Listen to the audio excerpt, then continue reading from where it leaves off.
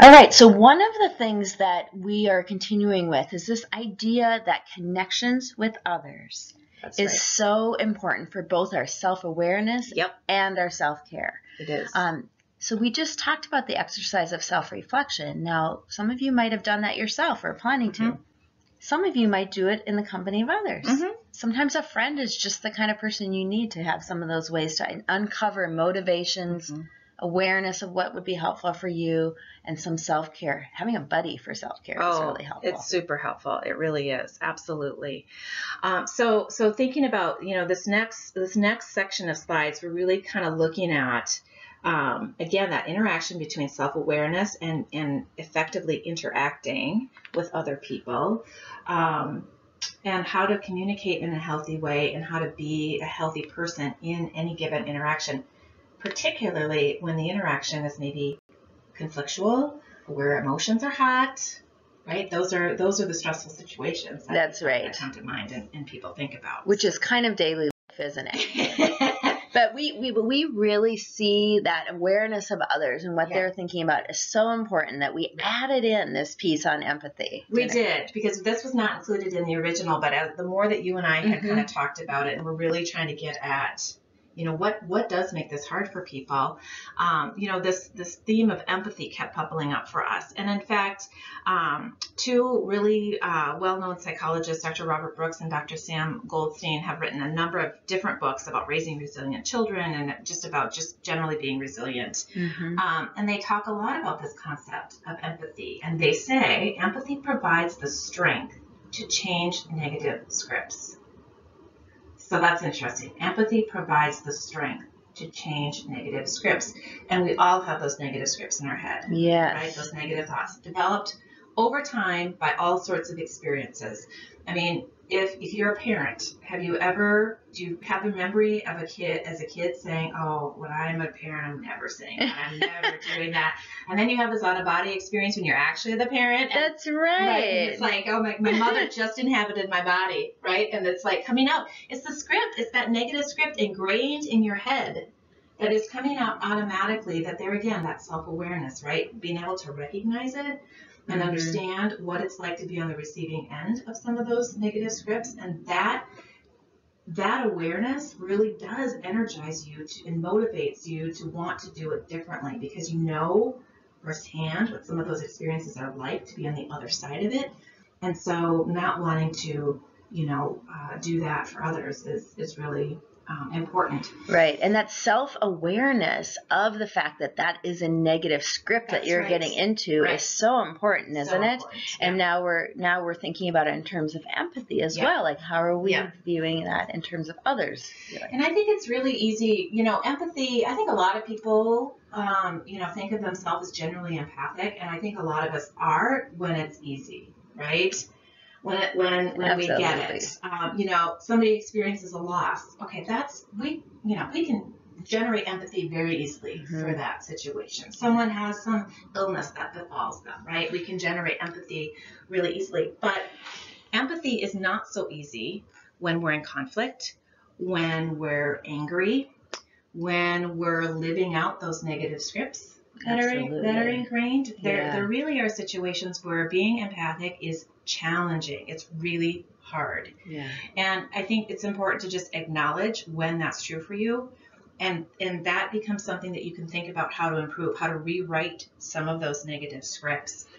Absolutely. It almost feels like that's your obstacle, those scripts, because it stops you. What it does is it brings those angry feelings rushing in, right? Those difficult feelings, and that stops the process of really understanding others' perspectives, which is really how we build some of that empathy, empathic thinking. That's right.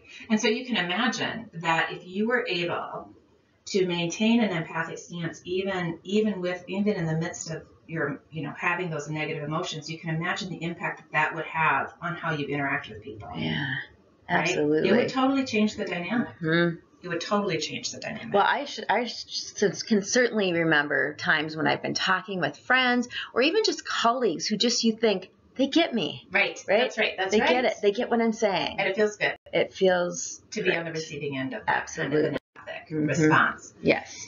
So in their books, they're really good about kind of putting these questions out there, these self-awareness, self-reflection kind of questions that help us get to that place, that help us understand ourselves well enough to be able to kind of get through it. So I love this. I do too.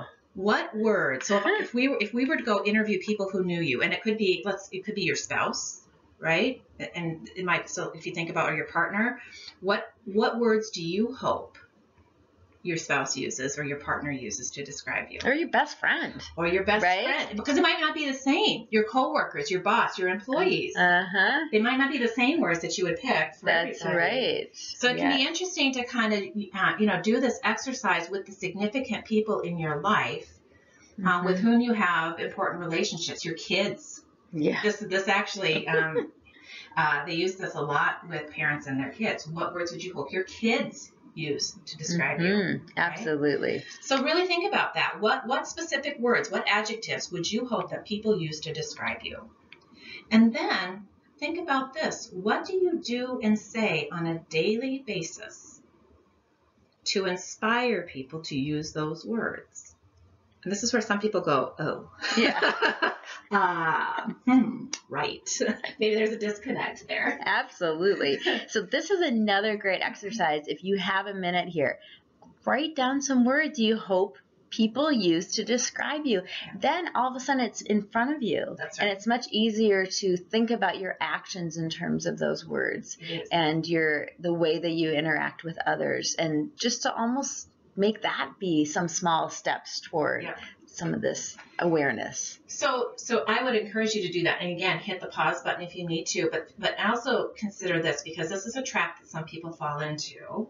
And it's back to that healthy thinking slide. Are you focused on what you have control over or what you don't have control over? Because people will be tempted to say, well, yeah, but they blah, blah, blah, blah, blah, right? Yeah. How can I possibly do, when they're doing, okay, but you can't control what they do. You can only control what you do. That was that second piece in healthy thinking, wasn't it? That can you control? What can you do? And so really be mindful of that. Be mindful of your mind's tendency to want to jump to places that are not so helpful, and bring it back to the place that is helpful. So Gretchen, do you have any other tips for how to do this in a more impactful way? Since we can't control others, what can we do that will really help us? Yes. And so here are a few more questions that you can think through. I love these too. Am I saying or doing things in a way that would allow someone to receive what I say? Sometimes we have to give people corrective feedback, right? We have to give them feedback that's hard to hear.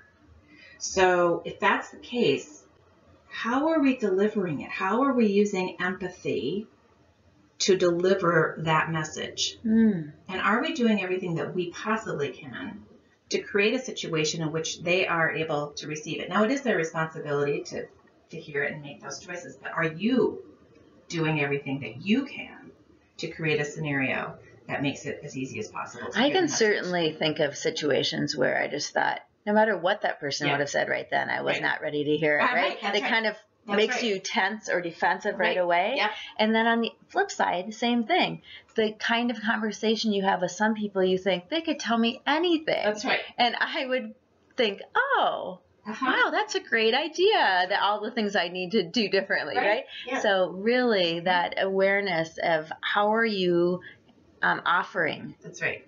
conversation, words, suggestions to others. That's right. So key. And thinking about, and I love this too, because drawing on your own experience, that's your best source of information, is your own personal experience. So would you want someone to speak with you the way you're speaking? Would I want someone to speak with me the way I'm speaking? That's a really good self-check. That sure is. It's a good self-check. Absolutely. Yep. And it doesn't, again, this is not all or nothing. Right. It doesn't mean that even in the midst of your conversations, you can't think, oh, wait, self-awareness. Right. Let's take a break. Right. And then actually we're going to go into it next. This idea of what is healthy communication about? What is active listening about? Yep. And really focusing on some of these skills we can learn and improve that really go along with this idea of empathy and being empathic. Yeah. So let's just jump right into that. This is called healthy communication.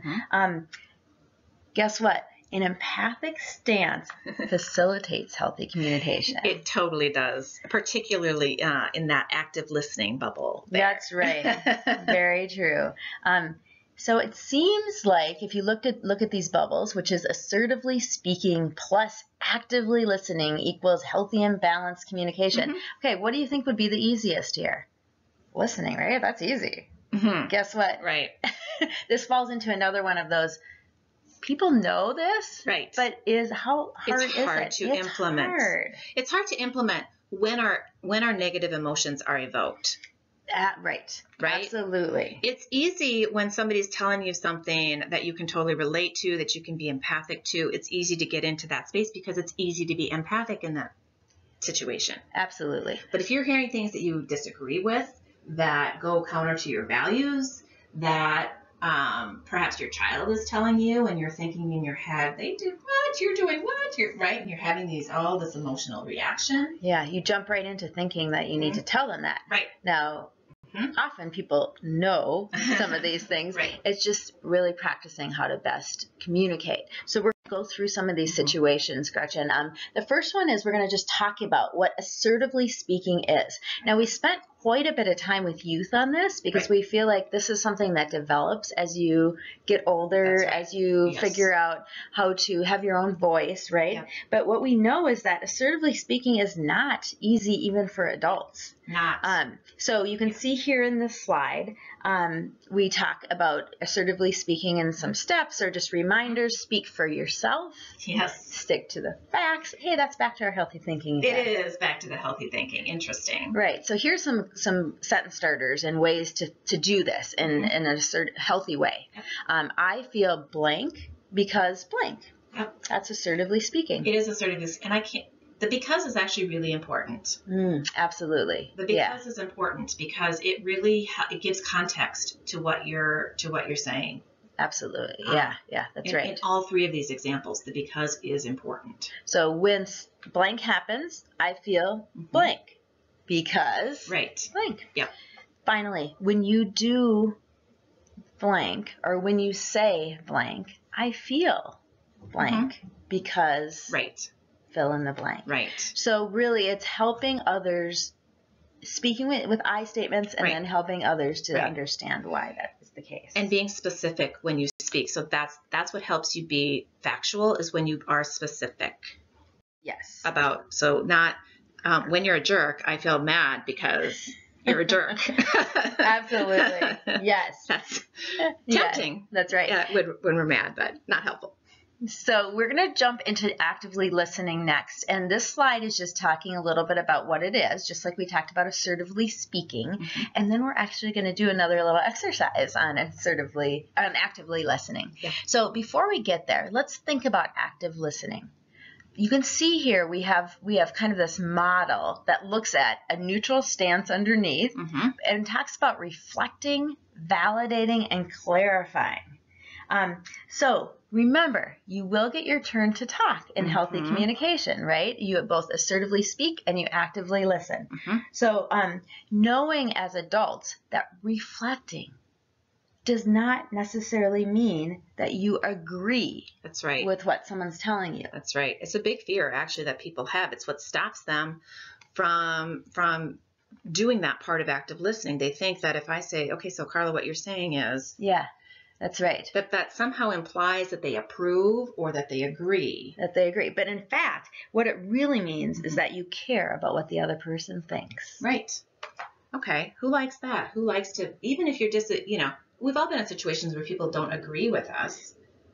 But if they're disagreeing in a way that's showing that they are hearing what we're saying, that they're taking in what we're saying, isn't that a situation that's easier? It sets easier with us? That's right. I mean, it's respectful. It's right? respectful. It's empathic. It's understanding. So what you're really doing is that reflecting and validating and clarifying really means that you're actively listening to what the person is saying rather than formulating your own response to go back, right? We all have the experience of someone like biting back their words as we're talking, right? And that doesn't feel like you're being listened to. Not at all. It doesn't feel validating. No. So really being present for the person doing these skills of active listening, reflecting, validating, clarifying is really just showing the other person your care.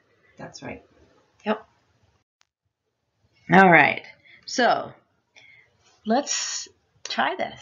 Okay. All right. This is an active listening exercise. So what we want to do, you can see this slide here. We have a number of different blocks. These are things that I'm going to be talking about as I go through the active listening exercise that gives you cues on the pieces that are important in this exercise. Okay. So just to set this up, this can be something that you try right now as I'm talking through it, or that you set aside some time to try with a partner later. Okay.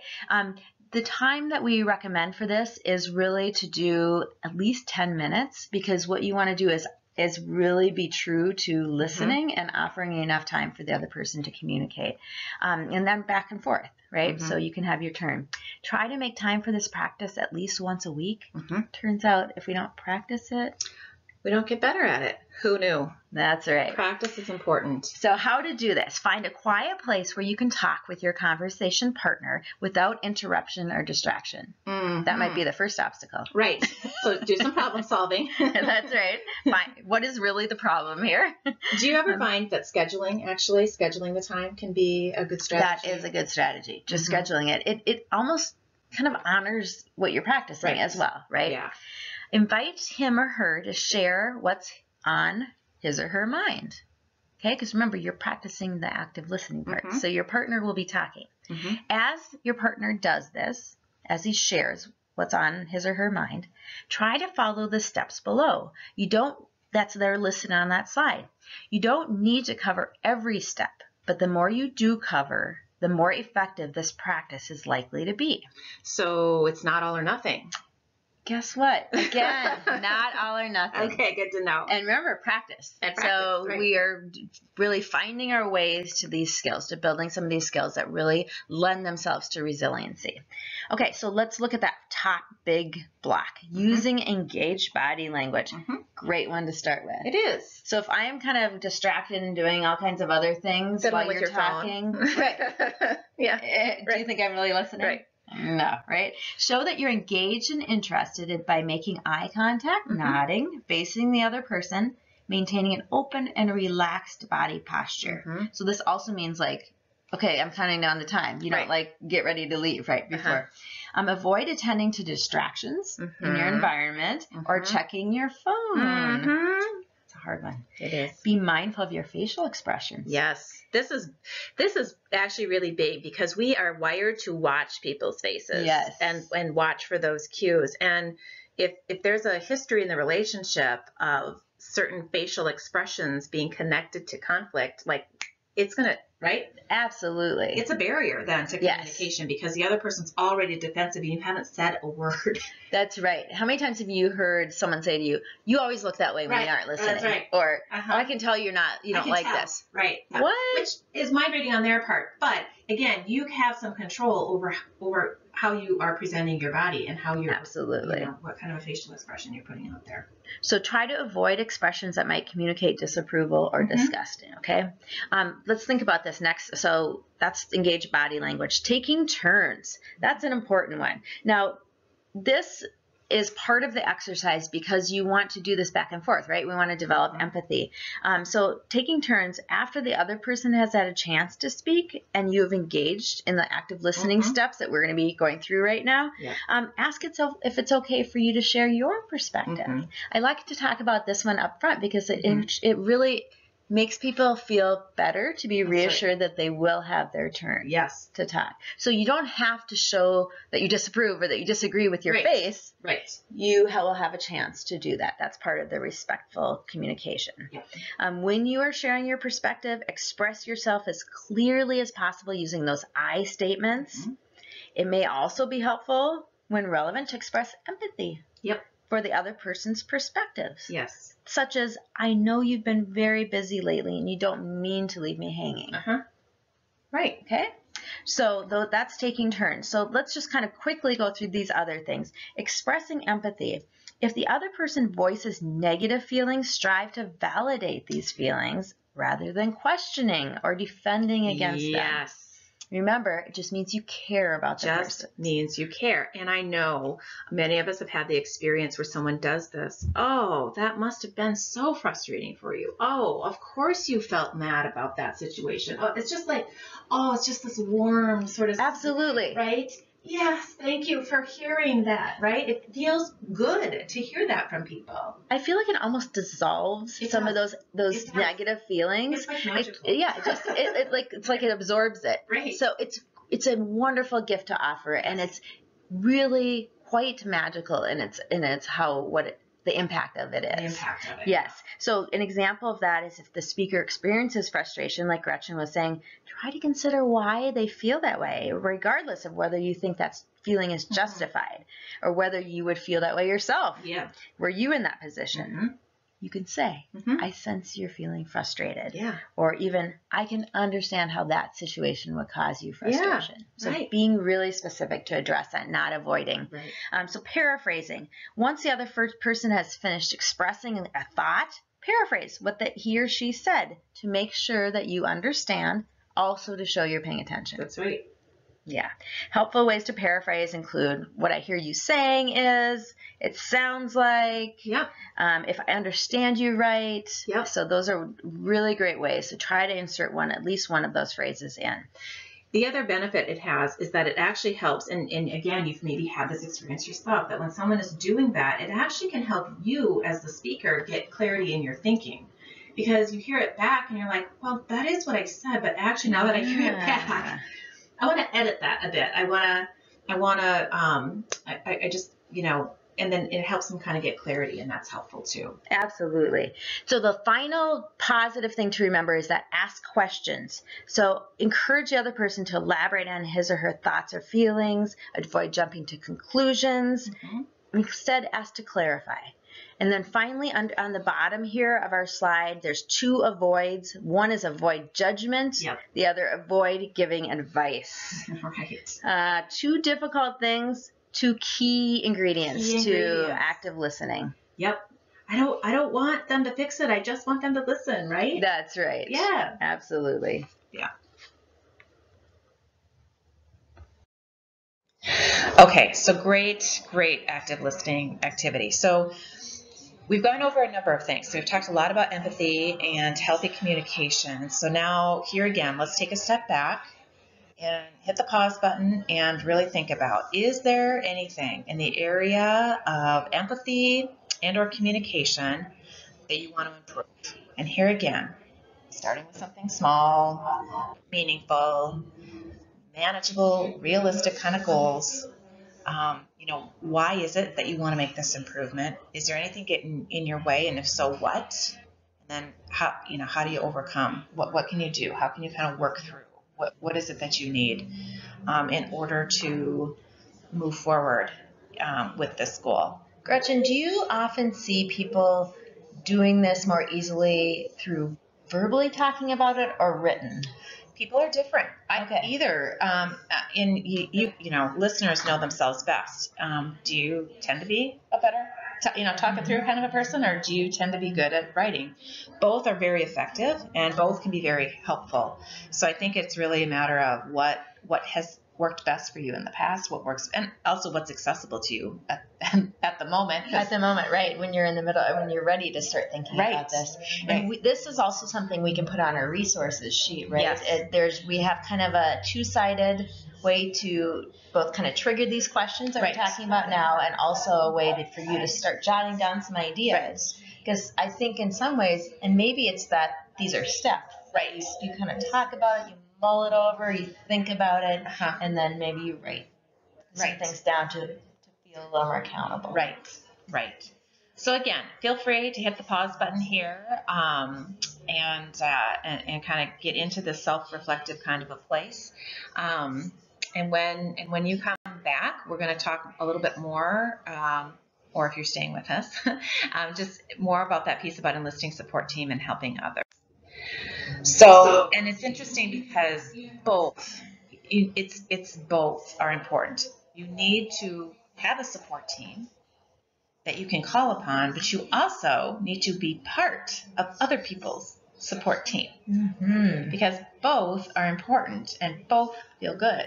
And that's kind of an interesting thing, isn't it, Gretchen? I think too often people kind of think of themselves maybe as one or the other.